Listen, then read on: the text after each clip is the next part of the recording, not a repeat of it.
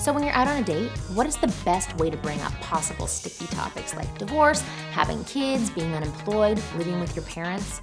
Even if your topics aren't as big as these topics, I'm sure you have something that you wish you never had to tell that woman sitting across the table from you. I'm gonna tell you about my experiences with dating to show you the right way and the wrong way to bring up sticky topics with women. When I was single, I went on several dates with men who had children. I don't have children, and the idea of dating single parents was a little scary for me.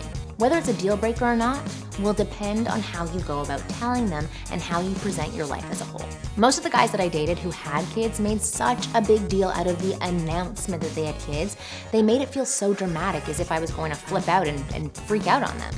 They would say things like, I have to tell you something that I should have been honest about before, and I have a kid. And I really love my child, and I love my life, and I really still want you to be a part of it, and I'm sorry I didn't bring it up before. Because they made such a big deal out of the situation, I got really caught up in the emotion of it and allowed this one potential negative, which is actually really a positive, to influence how I felt about the guy as a whole. Not just because he had kids, but because he presented a negative view of himself to me. Then I went out with this other guy who proudly and casually brought up he had a daughter and how being a dad made him an even better guy. He said, I freaking love my daughter. She's what makes me wake up every morning, but more importantly, she's helped me be smarter about the people I let into my life. See how different the tone was between the first example and the second example?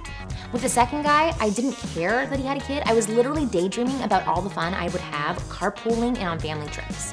He used what could have potentially been a deal breaker to me to show me a whole bunch of other qualities about him that were so attractive. So for you, I want you to apply the same mentality and the same rules to whatever you think is holding you back when you first meet women.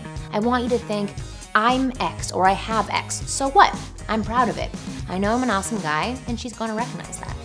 For more tips on how to attract and talk to women, go to winggirldatingtips.com or check out my other videos on AskMen.com.